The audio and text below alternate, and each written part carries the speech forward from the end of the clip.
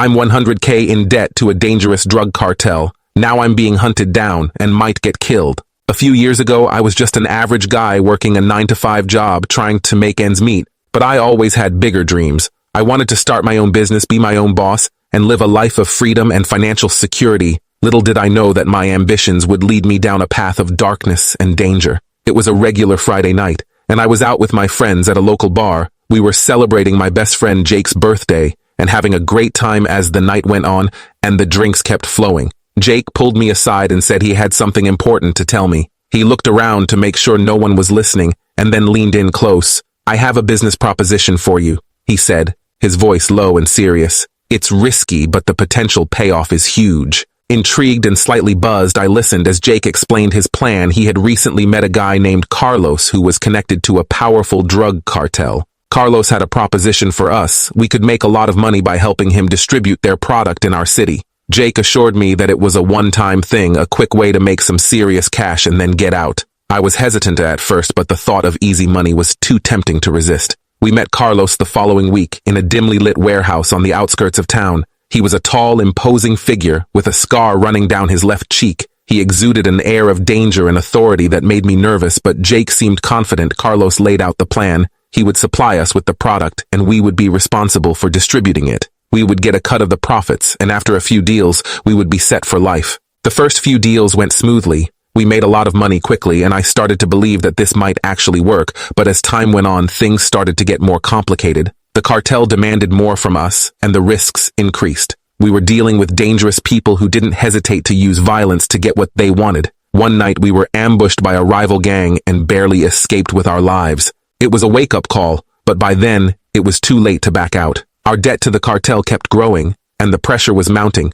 Carlos became more and more demanding, and I could feel the walls closing in on us. Then came the night that changed everything. We were supposed to make a drop-off at an abandoned warehouse, but when we arrived, we were met by a group of armed men. It was a setup. The cartel had decided we were expendable, and they were going to make an example out of us. Jake and I managed to escape, but we knew we were marked men. The cartel would never stop hunting us down. We went into hiding, moving from place to place, always looking over our shoulders. We couldn't trust anyone, and we lived in constant fear of being discovered. It was a nightmare, and it felt like there was no way out. As the months went by, the situation became increasingly desperate. We were running out of money and options. We tried to reach out to Carlos for help, but he had disappeared. We were alone and on the run with no one to turn to. Jake and I started to argue constantly. The stress and fear were taking their toll on us. Then one night, Jake just vanished without a trace. I woke up to find him gone. No note, no message, nothing. I was alone and terrified. I continued to move from place to place, always looking over my shoulder. I tried to stay off the grid using cash and avoiding any kind of digital footprint,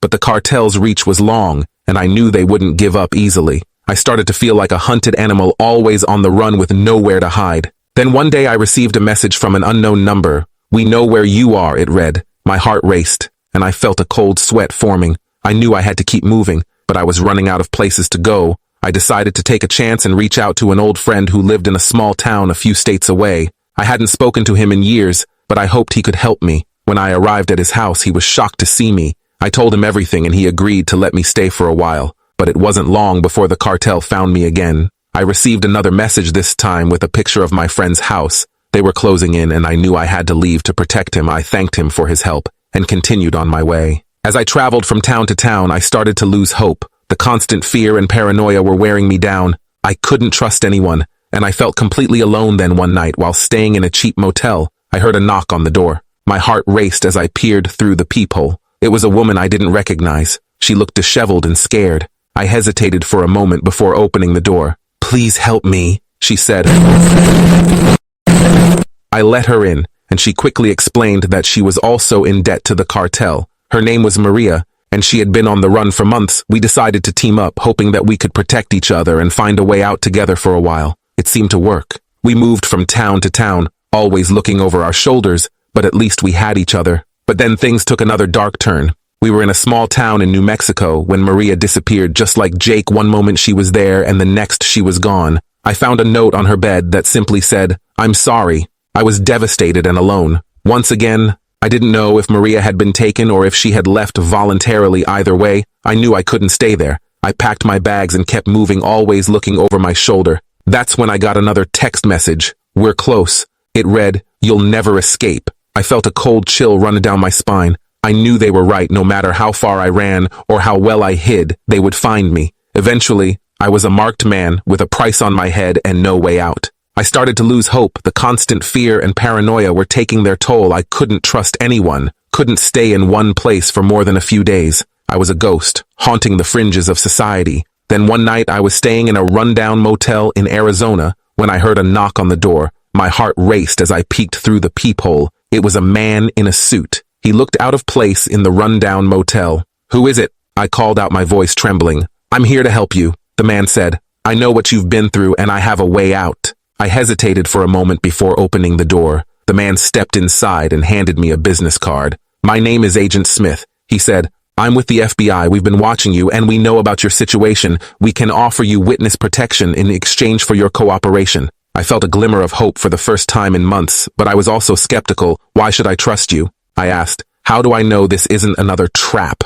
Agent Smith looked at me with sympathy. "I understand your hesitation," he said, "but we can offer you a new life, a chance to start over. You'll be safe from the cartel and you can leave this all behind." I knew it was a risk, but I didn't have any other options. I agreed to cooperate, and Agent Smith arranged for me to be relocated under a new identity. I was given a small apartment in a quiet town far away from the chaos of my past. For a while, things seemed to be getting better. I started to rebuild my life, making new friends and finding a job. I thought I could finally put the past behind me, but then, one day I received a package in the mail. There was no return address, and I felt a sense of dread as I opened it. Inside was a single sheet of paper with a message, "We know where you are." My heart sank.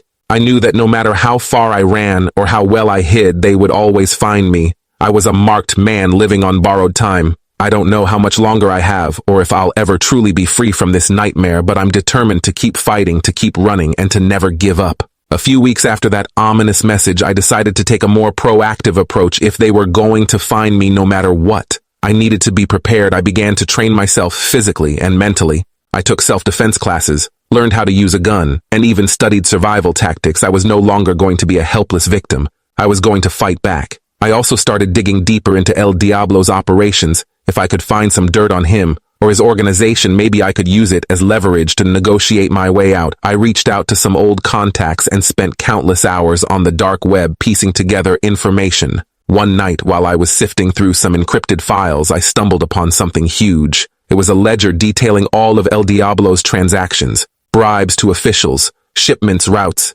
everything. If I could get this to the authorities, it would bring down the entire cartel, but it wasn't going to be easy. I had to be smart and cautious. I made copies of the files and stored them in various secure locations. Then I reached out to Agent Smith again, explaining what I had found. He was astonished and told me that this could be the break they needed to take down El Diablo once and for all. However, there was a catch. In order to use the information effectively, I had to testify in court, and that meant coming out of hiding. It was a huge risk, but I knew it was the only way to end this nightmare. I agreed to testify, and the FBI set up a secure location for me to stay until the trial. The days leading up to the trial were tense. I was constantly on edge, knowing that El Diablo's men could find me at any moment, but I stayed strong, reminding myself that this was my chance to finally be free. The day of the trial arrived, and I was escorted to the courthouse under heavy guard. As I took the stand, I could see El Diablo sitting across the room, his cold eyes fixed on me.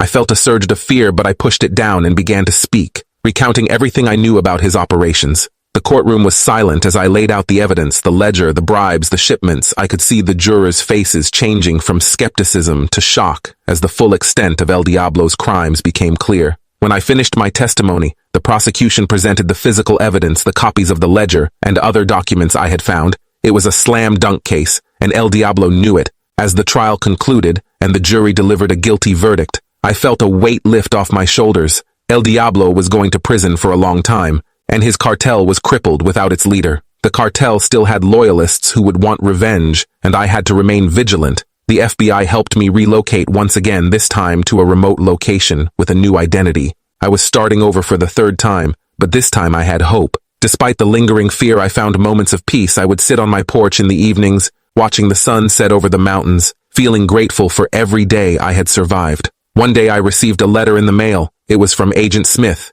He wanted to let me know that El Diablo had been sentenced to life in prison and that the cartel had been severely weakened. He also thanked me for my courage and determination in bringing down such a dangerous organization. Eventually, I met someone special. Her name was Emily, and she had a gentle spirit that drew me in. We started dating, and she became a source of light in my life. I told her about my past, not all the details, but enough for her to understand why I was cautious. She accepted me for who I was, and together, we built a life. We got married in a small ceremony surrounded by a few close friends. I couldn't invite my family, but I knew they were safe, and that was enough. Emily and I settled into a quiet routine, and I found joy in the little things in our home, in our love. I still had moments of fear and paranoia, but they became less frequent. I knew that I had done everything I could to protect myself and those I cared about. I had faced the darkness and come out the other side stronger and wiser.